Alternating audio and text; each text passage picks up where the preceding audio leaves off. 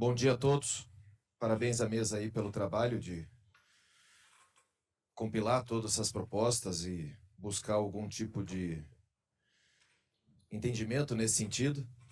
Quero iniciar aqui cumprimentando a toda a equipe aqui presente, o Dr. Rude, o Dr. Felipe, o Dr. Celso, a deputada Silvia, a doutora Gabriele, toda a equipe que passou o final de semana todo debruçado sobre isso. São dezenas de folhas aqui com comparativos sobre a lei que nós aprovamos, 14.701, e a minuta da ADC.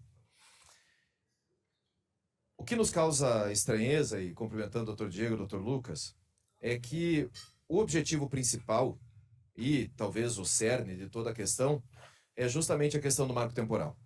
Questão que foi completamente esquecida, escondida ou olvidada aqui dentro do texto que foi apresentado na ADC 87. Isso é condição sine qua non de qualquer tipo de negociação da nossa parte. Não existe outro caminho senão esse.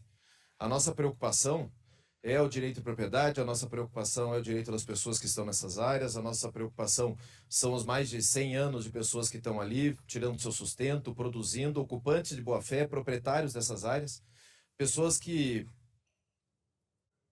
contribuem para o país e contribuem para a economia nacional e que estão passando por um momento de insegurança completa, e foi esse o motivo do Congresso Nacional votar a lei do marco temporal, votar a 14.701 e aprovar não por simples maioria, não por 200 votos, mas por praticamente 400 votos, inclusive derrubando o veto da Presidência da República. Da mesma maneira que nós temos dentro do Senado Federal a PEC 48, que está na Comissão de Constituição e Justiça, que trata especificamente desse tema do marco temporal. Não existe possibilidade da gente continuar vivendo nessa insegurança sem saber quando, nem saber até quando. O que a gente precisa é dar segurança jurídica para as pessoas que produzem e que sustentam esse país. Essa é a grande preocupação, e aqui eu não quero, em momento algum, participar ou responder qualquer tipo de provocação. Estávamos online aqui nas outras reuniões, como está a ministra senadora Tereza Cristina online junto conosco também. Não é questão de vir aqui, ficar 5 minutos, fazer discurso, postar na rede social, render o vídeo, não é isso. O que a gente quer aqui é tentar resolver o problema. Nós participamos ativamente dessa comissão e dessas negociações em respeito ao ministro Gilmar, em respeito à iniciativa, em respeito a tentar encontrar um caminho para que a gente solucione esse problema. A questão é constitucional. A questão é justamente a questão do que o Constituinte escolheu no tempo verbal lá atrás, no 231, e que eu tenho um entendimento muito claro, obviamente contestado por muitos, mas tenho um entendimento muito claro em relação ao tempo verbal das áreas que ocupam. Essa preocupação tem gerado, e esse problema tem gerado situações extremamente insustentáveis. Eu estive agora, final de semana, em Guaíra e Terra Roxa, na região de Guaíra e Terra Roxa, oeste do estado do Paraná. Centenas, dezenas de paraguaios atravessando a fronteira, fazendo documento no escritório da FUNAI, invadindo propriedade dos outros. Os proprietários com o seu CAR, Cadastro Ambiental Rural, suspenso, sem poder acessar crédito para produzir. Aqueles que ainda conseguem acessar suas áreas, a área agriculturável das suas propriedades, sendo impedidos de fazer o plantio, hoje já não mais, mas impedidos de colher aquilo que plantaram, no caso que tenham conseguido plantar.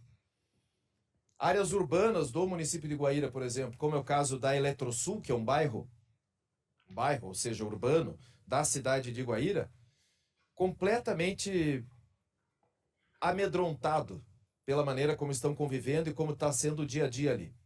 Força Nacional lá, despacho do ministro Fachin tratando da Força Nacional está presente, Polícia Federal tem uma unidade grande lá na cidade de Guaíra, mas mesmo assim não tem sido suficiente para garantir o mínimo de bom convívio entre as partes.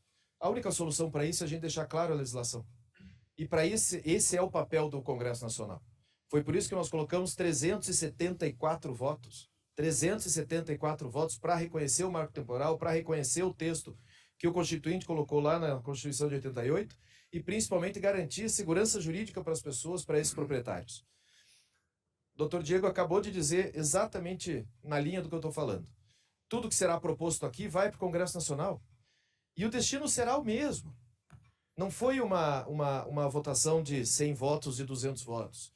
Nós estamos falando de maioria absoluta da Casa, suficiente para aprovar texto constitucional. Essa é a preocupação que nós temos em relação ao direito de propriedade e a possibilidade das pessoas continuarem produzindo. Isso é o que conformou esse país, é o que fez o Brasil. Nós estamos falando de praticamente 15%, 14% do território que já é demarcado. Todo o respeito às comunidades, aos povos originários, todo o respeito. Agora, quem está lá, que tem o seu direito, que comprou a sua área, que recebeu a sua área, que é ocupante de boa-fé, que tem o direito de produzir, tem que produzir. Da mesma maneira que eu poderia falar aqui da ação que está lá com o ministro Toffoli, que trata especificamente da compra de áreas pela Itaipu, em que infelizmente virou só especulação imobiliária, de corretores indo visitar propriedades para oferecer preço. Para oferecer preço numa suposta reserva de 240 milhões de reais da Itaipu para comprar 3 mil hectares na costa oeste, no sul do Mato Grosso do Sul. Que a gente sabe que não é isso que acontece. Enquanto isso, as áreas que estão invadidas hoje sendo desvalorizadas, devaluadas, e justamente essas pessoas com a condição de ter que escolher, ou perdem a sua área ou vendem a preço de banana. Não é isso que é o Brasil, não é isso que é o Brasil produtivo, não é isso que é o Brasil que nós queremos. Por isso que me causou muita estranheza, e é óbvio que o destaque ao artigo 4º é extremamente necessário, porque ele é o cerne de toda a questão. Me causou muita estranheza simplesmente deixar en passant a questão do marco temporal e a gente ter que reiterar o objetivo de nós estarmos aqui. A questão do marco temporal é o objetivo principal de nós estarmos aqui. O marco temporal por si só já diz, é uma temporalidade, dizendo de quando, até quando podia, até quando pode. É isso que tem que estar claro para dar segurança jurídica para as pessoas. Não havendo condições de continuar isso aqui, nós vamos continuar o nosso trabalho no Congresso Nacional, seja com a PEC 48, seja na votação do projeto de lei complementar, seja naquilo que nós temos condições de fazer, que é a representação política do Brasil produtivo. Obrigado.